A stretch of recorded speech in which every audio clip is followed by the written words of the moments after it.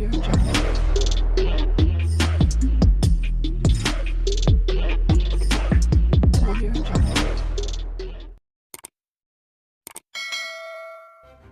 kasih kerana memilih channel ini. Sebelum kita mulakan video ini, sila pertimbangkan untuk menekan butang like, share dan subscribe dan aktifkan butang lonceng anda agar anda sentiasa mendapat info-info percuma pada setiap hari dari channel kami. Dan tinggalkan komen anda kerana komen anda amatlah dihargai.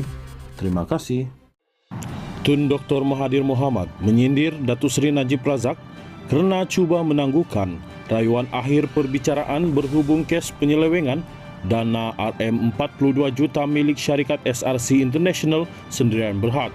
Bekas Perdana Menteri itu berkata, apa yang dilakukan oleh ahli Parlimen Pekan itu ialah untuk memastikan beliau tidak bersalah pada pilihan raya akan datang.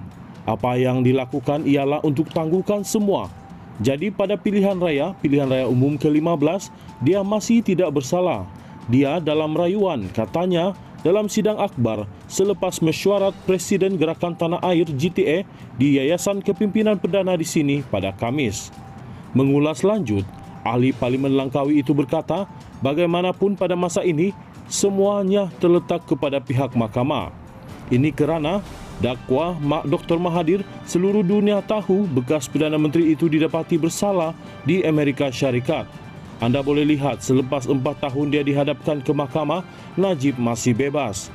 Semua dunia tahu AS telah mendapati dia bersalah, tetapi di Malaysia dia masih memakai tai tali leher dan boleh pergi ke parlimen dan beritahu kerajaan apa nak buat, macam mana nak buat, macam mana nak curi duit.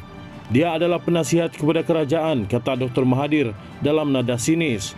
Ditanya mengenai kebebasan kehakiman di Malaysia, Dr. Mahathir berkata, setiap negara mengamalkan sistem kehakiman yang berbeza.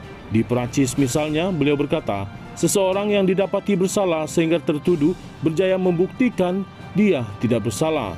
Sistem British, anda tidak bersalah sehingga dibuktikan bersalah, dan apabila anda dibuktikan bersalah pun ada perbezaan.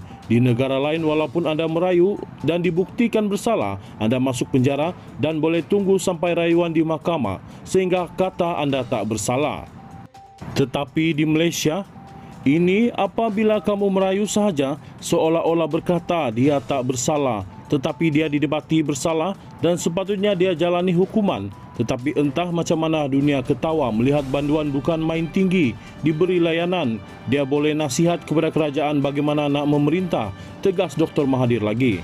Dalam masa sama, Dr. Mahathir berpendapat konsep pengasingan kuasa di negara ini seolah-olah menampakkan perundangan dan eksekutif pemerintah adalah bersama. Umpamanya, kalau kita kena bayar cukai pendapatan, satu orang itu dapati perlu bayar lambat. Tetapi kita dapati orang itu yang perlu bayar dan ditekan agar segera bayar. Tetapi Najib tak payah bayar, katanya lagi.